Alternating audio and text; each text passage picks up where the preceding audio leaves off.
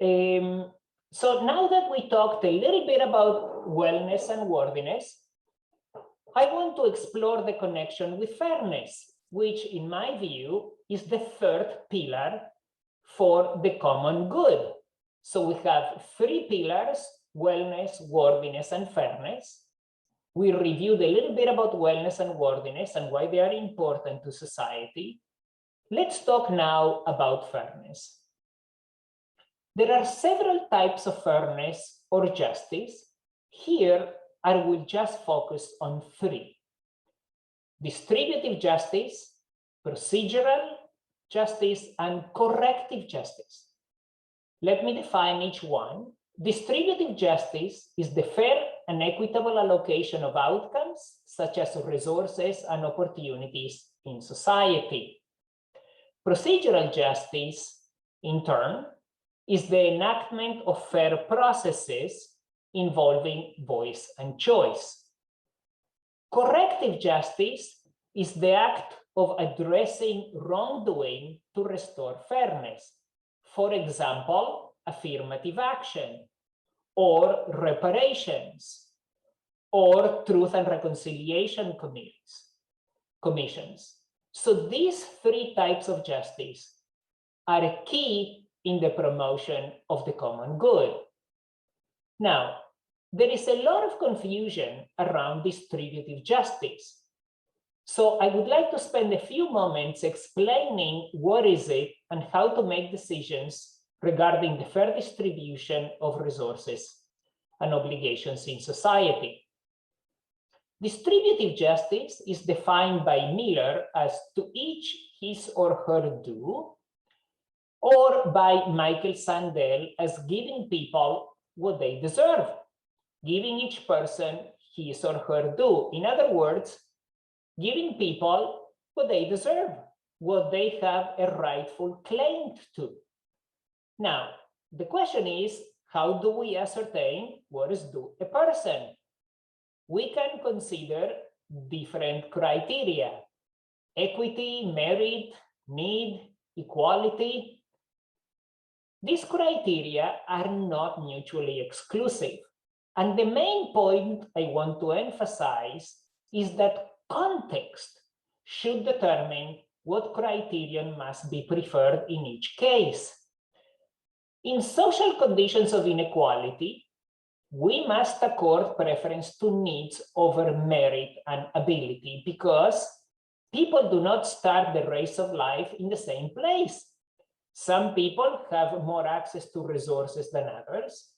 Therefore, we want to make sure that all people can maximize their potential by giving everyone access to life-fulfilling resources. So, context makes a difference.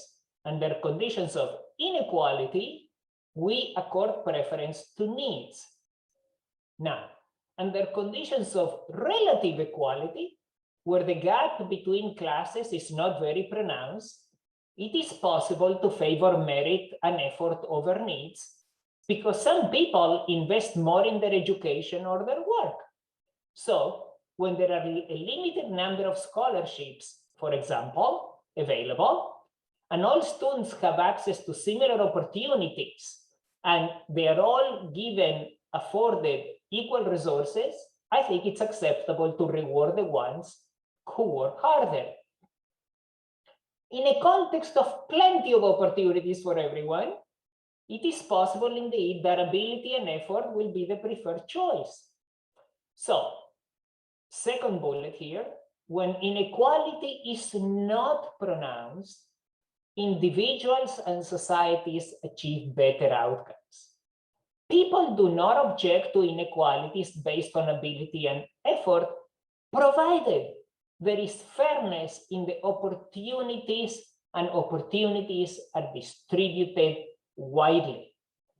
It all depends on the context. We cannot just say that we will grant resources based on merit, need, or equality blindly. We must pay attention to the social conditions.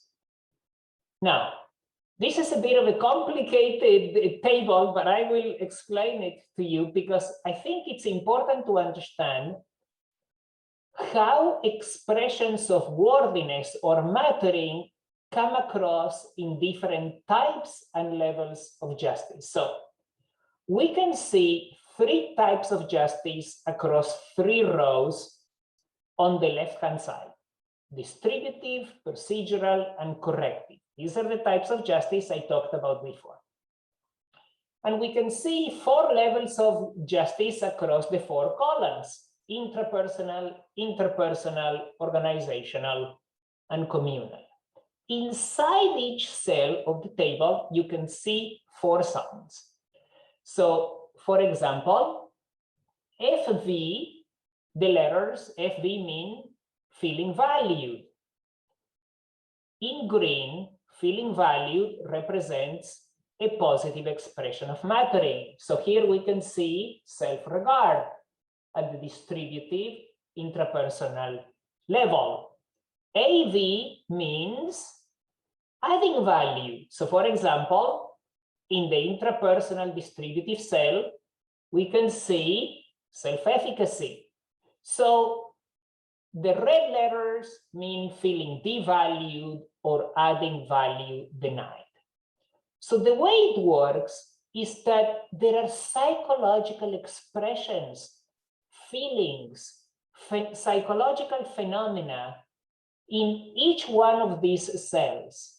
If we look, for example, at the level of distributive and communal, we can see that we feel valued by a sense of belonging.